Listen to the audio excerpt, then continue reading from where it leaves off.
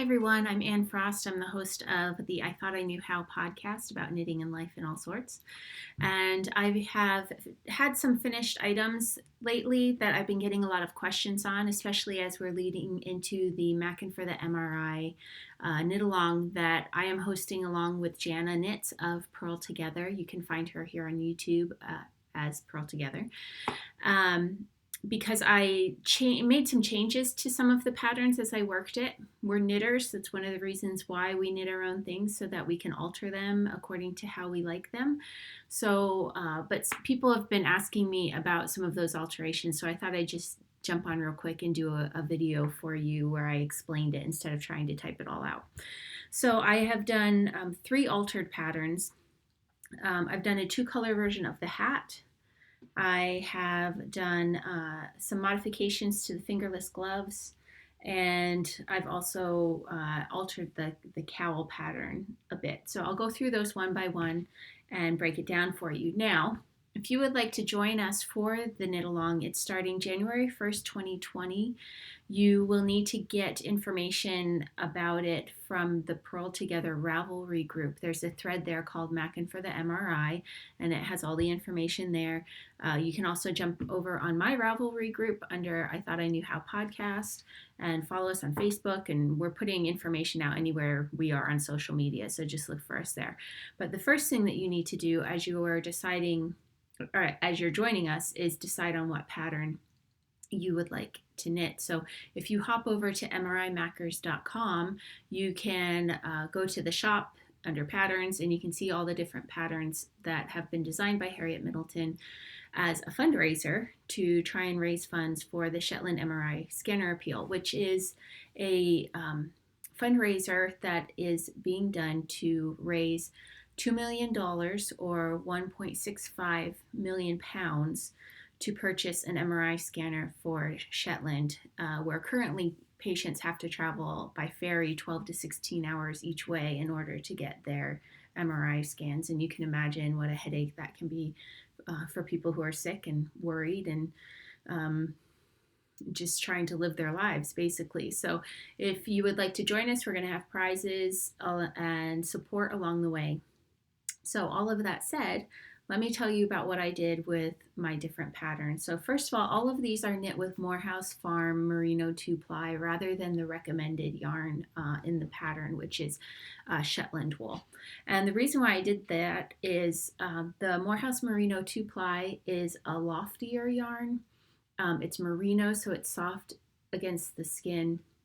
Just about anyone can wear merino wool.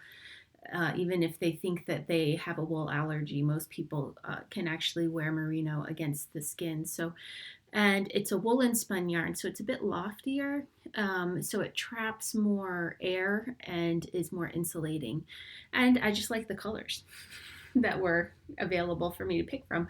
So I did this set in the Morehouse Farm Merino 2-ply. I have done others using the traditional Shetland wool, and I really love those as well. But I'm going to tell you about these. So I'm going to talk about the Morehouse Farm yarn. So this was the second or third of the Harriet's hats that I knitted, and I actually have a taller row gauge than what the pattern calls for. So the pattern itself in this area and this area here and up here as well has you repeat plain rows 3 times. I just did it once because if I had included those extra up to 3 rows in those sections, I would have ended up with a very tall hat, and I wanted this one to fit more like a beanie. So I just cut those rows out, and I was able to still get a nice looking hat that fits me well. So that's the modification I did on this one, aside from the colors. So, sorry, speaking of the colors, so because I went to 2 colors to knit these projects, any of the background shades in the pattern I knit in the blackberry, and any of the pattern shades, the stitches that actually draw these pictures, I did in the soft natural white. So sometimes the white especially, sometimes the white in the pattern functions as a background color, and sometimes it functions as a pattern color. So you have to keep that in mind. You can't just look at the pattern and say, oh, it's white, I'll knit it in white if you want to get this effect. You have to ask yourself, what function is the white playing in this part of the pattern? And if the white is playing a background role, then you're going to knit it in the blackberry. So I believe it's this motif here actually has white for the background and then blues and yellows drawing the lines. But because I was just doing the two color version, the blackberry purple became the background and the white became the pattern color. So, and that holds true through all the patterns that I'm about to show you, okay, how I did my modification. So that's the hat, and you can see the crown. I always like to show the crowns on Fair Isle hats. They're so neat. So there's the crown for that one. Now with the fingerless gloves, the pattern actually has you pick up stitches along the top here and knit fingers. Because I was using the Morehouse merino and it is a loftier yarn, I felt like that was going to feel like too much between my fingers. You just knit like little, like about that high going up your fingers, and it could be fine. As I was knitting it, I just thought, you know what, that sounds to me like it's going to be too chunky between my fingers. So I decided to do, we have this corrugated rib down here. I decided to just top it with a corrugated rib up here. Now, if I had that to do again, and I may actually take these back and redo this, I would do either a normal rib, a normal 2x2 rib, knit 2, purl 2 around, or I would do a decrease round before the corrugated rib and decrease it probably by 8 stitches before I start the corrugated rib. Because if I put it on here real quick, you can see I have a lot of excess fabric there. And it's actually, it works okay because when I'm cold, it's really easy to pull my fingers in like that and just fist my hand, have my hands, you know, in a fist underneath and keep the wind from blowing on them. And that would be harder if I do tighten it up. It would end up about that much if I were to decrease it by 8 stitches. But I don't know, that's why I haven't done it yet. I haven't decided if I want to pull this part out and reknit it as a rib or do the decrease, but just something for you to keep in mind because I do enjoy just being able to go like, whoop, out of the wind. So it's up to you. Just be aware that if you do make that change like I did, you may want to make it smaller in some way, either by doing a traditional rib or by doing the decreases before you do a corrugated rib. Or you can just do the finger holes, like the pattern says. Harriet created a beautiful pattern and I messed with it. And that's on me. So the last thing I want to talk about, and this one has the most modifications to it, is the cowl. So this is the cowl, and it is reversible. Now, this cowl was designed to be steeked. This is the original design here.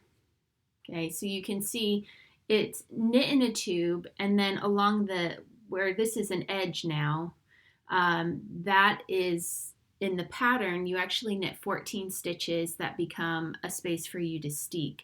So you cut through the middle of those 14 stitches, fold it back on itself, and whip stitch it into place. And that allows you to knit this cowl in the round without having to purl at all and worry about tension issues. And then you can see they have several different suggested ways. Then once you've attached some toggles and some little loops, you're able to wear it in multiple different ways. I will be knitting this for the Mac and for the MRI knit along. So you can join me in that. And I'll be doing it in the traditional yarn, in the traditional colors. And the reason why I'm doing the traditional yarn in the Mac and for the MRI knit along is because I do intend to steek it at that point. And the Shetland yarn has a very good grip. So when you steek Shetland yarn, there's not a tendency for it to run at all. You can cut it and it just stays and waits for you to work with it. So not scary at all. So, but with the merino is softer. The cuticles on the yarn are much smaller there, and that's why it feels better against your skin, but it also isn't as grippy when you work a steek. That doesn't mean it's impossible to steek merino. You just have to put more time into preparing it before you do.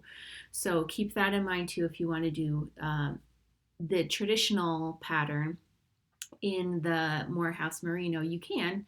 You're just going to have to prepare it a bit more before you cut. Anyway, let's get back to this. I knew I wasn't going to want to steek this version. I wanted to do one of the cowls in the round and keep it in the round.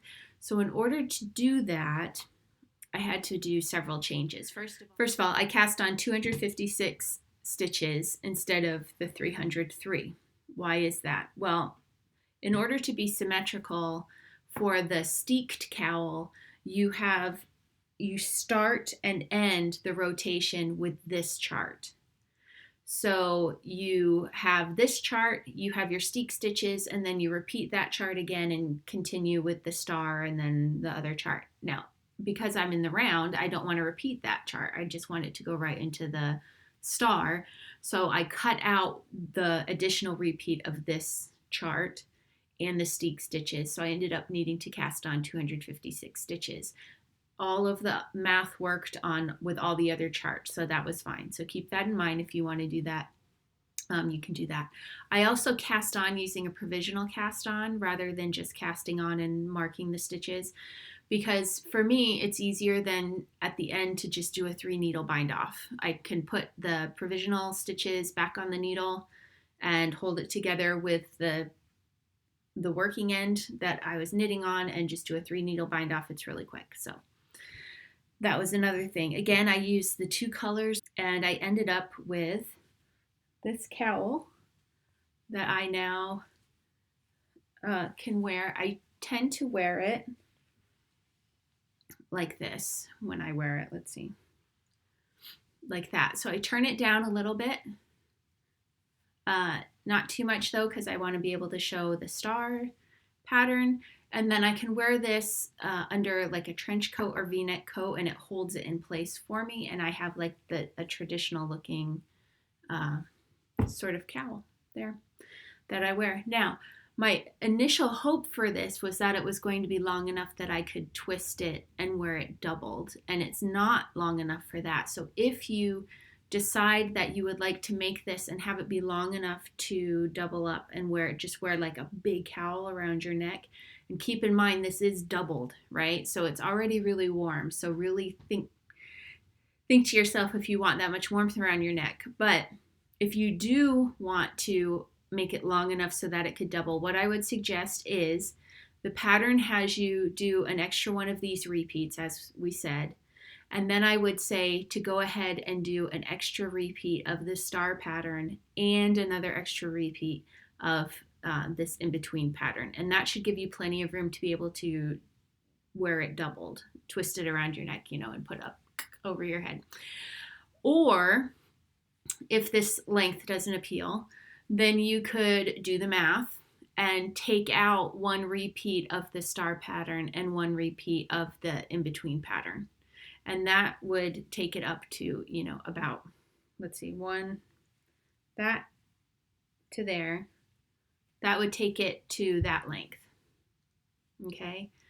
And I don't think that you could get away with doing it any tighter than that. I think after that, you're going to be choking. So, but you can wear it up like this, so it's higher if the wind starts blowing, and have, that look, if you like. I do like having this extra space down here because I do have some v-neck coats, and so it sort of fills that gap up for me. So there you have it. That is how I modified the patterns for the 2 color versions that I have done, in case you were thinking about maybe recreating them yourself, or just maybe you had your own ideas and you're thinking, oh, I don't know if I want to risk it. We're knitters, right? If you try something and it doesn't work, you can just pull it out, put it back on your needles, and try again. It's not the end of the world. And you'll learn something along the way. So be brave, okay? Join us again. Join us for the knit along by joining the Purl Together Ravelry group and look for the thread called Mackin' for the MRI. You can follow me on Facebook or Twitter or Instagram as well. Everywhere on social media, I thought I knew how, and I look forward to meeting you during the knit along. Be sure to go to mrimackers.com for the patterns. They are £4 each, which is about $5 to $5.25 US dollars, depending on the exchange rate for the day. And those are instant downloads. I look forward to getting to know you as we do the knit along starting January 1st, 2020. Bye bye.